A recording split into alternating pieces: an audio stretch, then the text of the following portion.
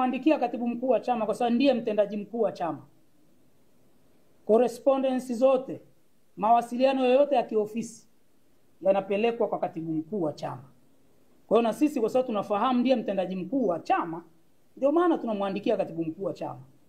Kama ana mashinikizo, ana pressure, atoke hadharani aseme yeye, sisi hatujui. Kwa hiyo kama yapo, akiona kweli anashinikizwa vitu ambavyo hakubaliani navyo, atoke hadharani aseme. Sasa mimi siwezi kumsemea kwa sababu sijui. Uchaguzi wa ndani ya chama haujaisha. Lini utaisha? Uchaguzi ulishaisha. Ni bahati mbaya kwamba watu wanadhani walioko kwenye G55 ni watu waliomuunga mkono Mheshimiwa Mbowe. Sio kweli. Bwana Romanus Mapunda yule pale. Hebu simama bwana. Wewe ulikuwa timu gani? Timu Lissu. Huyo hapo. Kwa hiyo watu wasifikiri, na sio yeye peke yake, wako wengi. Mpaka viongozi wakuu wenyewe. Ni kwa vile hawataki kujitokeza. Kwa hiyo sisi tunasema ili kusaidia wale ambao hawawezi kusema, lakini tunawakilisha maoni yao, mawazo yao. Ndugu zangu, sisi hapa ni speaker tu. Tunasema kwa niaba. Tumejitokeza hadharani, tumetangulia. Lakini tukiambiwa tupige kura za siri kwenye chama, wanaotaka uchaguzi ni wengi kuliko wanaotaka kuzuia uchaguzi, kwa sababu hawaoni huo muujiza wa kuzuia uchaguzi. Hata wale walioshiriki kikao cha watiania juzi waliuliza hilo swali, tunawezaje kuzuia uchaguzi? Wakaambiwa kwa kuingiza watu barabarani. Wakauliza wasipojitokeza, wakaambiwa kila mtu atatafuta mbinu zake kulingana na mazingira mahalia. Ndio jibu lilitoka kwenye kikao cha ndani. Kwa hiyo hata watu wetu wa ndani hawaoni huo muujiza wa kuzuia uchaguzi.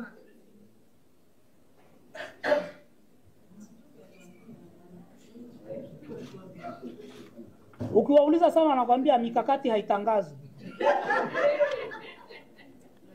Jioni wa Jambo TV, kauli ya Lema, hamuoni kwamba ilikuwa inasisitiza watu kutii maagizo ya chama?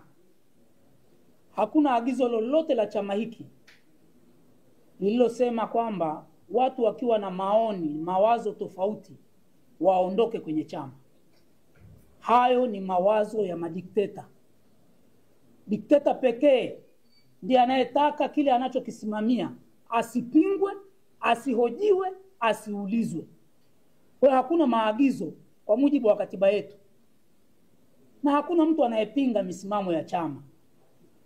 Hata wakati wa maridhiano nimewakumbusha, watu wanakuwa na mawazo, fikra tofauti kila siku, jinsi ya kulifanya jambo liwe zuri zaidi.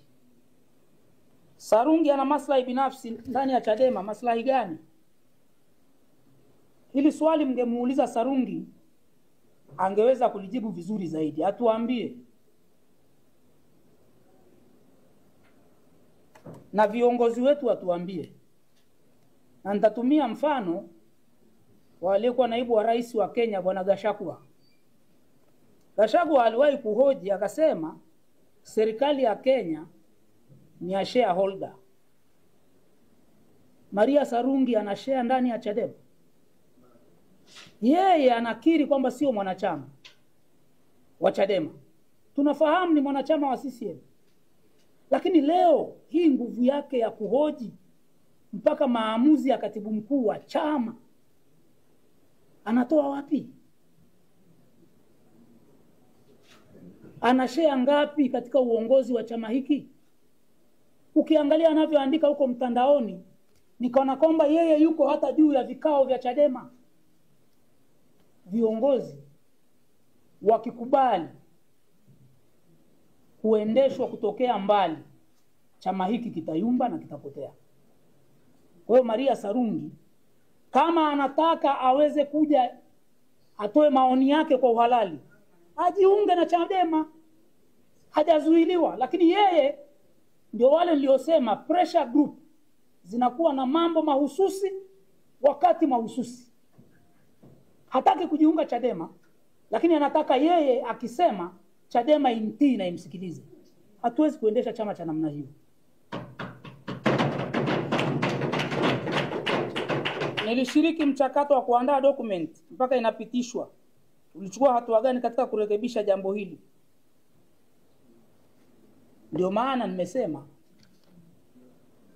hakuna popote kwenye nyaraka za chama hiki palipoandikwa no reform no election ni kuzuia au kususia uchaguzi, bali dhana ya no reform no election ilikuwa na lengo la kuunganisha nguvu za kudai mabadiliko. Wadau, na nilisema wako wadau wamerudi nyuma baada ya kuingiza dhana ya kuzuia uchaguzi.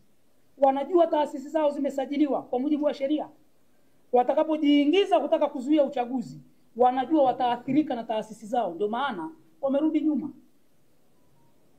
Kwa hiyo sisi, wakati nyaraka inaandikwa, dhana ya kuzuia uchaguzi haijawahi kuwa kwenye nyaraka zetu.